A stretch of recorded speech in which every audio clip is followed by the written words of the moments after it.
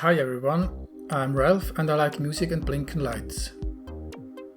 This is a brief follow-up to my last video where I built this programmer for the Roland Alpha Juno. It's now fully assembled after I finally received the missing switches that I had ordered back in May, more than 80 days ago. Actually, I didn't receive those, but I reordered them after the AliExpress purchase protection was running out and I knew that I wouldn't get them anymore. I don't know what has happened with AliExpress, or eBay for that matter. But while you could expect to get your orders from China with a certain reliability only a few months ago, nowadays it's become a coin toss whether you get them or not. Especially on AliExpress, I failed to get my items 3 times in a row. What I found is that the Yanwen shipping provider appears to be particularly unreliable. If you want your orders delivered, which I think is the whole point of ordering stuff in the first place, be sure to go for one of the 21 to 40 days options or so, avoiding Yanwen altogether. I mean, what's the point of free or practically free shipping if you don't get your stuff? When I reordered the switches, on a different store mind you, using Singapore or China Post, the orders were shipped within less than 2 weeks. So here they are mounted on the PCB.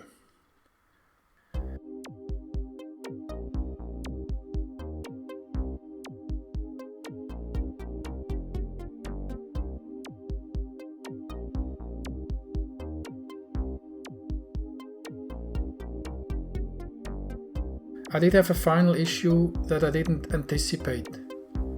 When using the switches to change values, I noticed the value to drop temporarily to 0 between different positions. First, I thought the switches to be one of the make before break kind, where, while switching over, the switch would short 2 resistor values resulting in a voltage below either of the 2 positions, and hence giving a 0 value on the analog pin. Later I reckoned that it is a break before make after all, and that the 0 value results from a momentarily open circuit with a floating analog pin that reads a random 0 because it's not connected to anything. In any case, fitting a capacitor between the output and ground of each and every switch in order to hold the voltage while switching over resolved the issue. You probably knew that, I didn't. The rest is all software now. By the way, you may have noticed that I also changed the font on the display. Of course, none of the fonts supplied with the Adafruit display library managed to reach the quality standard I'm demanding, so I had to find another one. On Frank Biesing's GitHub, you can find a ton of Google fonts specifically prepared for the Adafruit compatible TFT library that comes with the Teensy. But unfortunately, the binary format is incompatible with the font system of the basic Adafruit graphics library. Well, the word incompatible is not part of my vocabulary. That's why I spell it like this.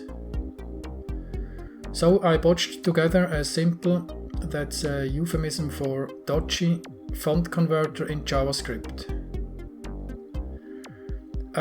You paste the C file of a font into this frame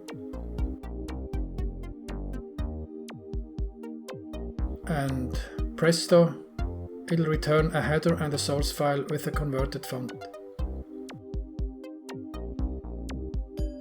As for the programmer, I'm contemplating adding a few features.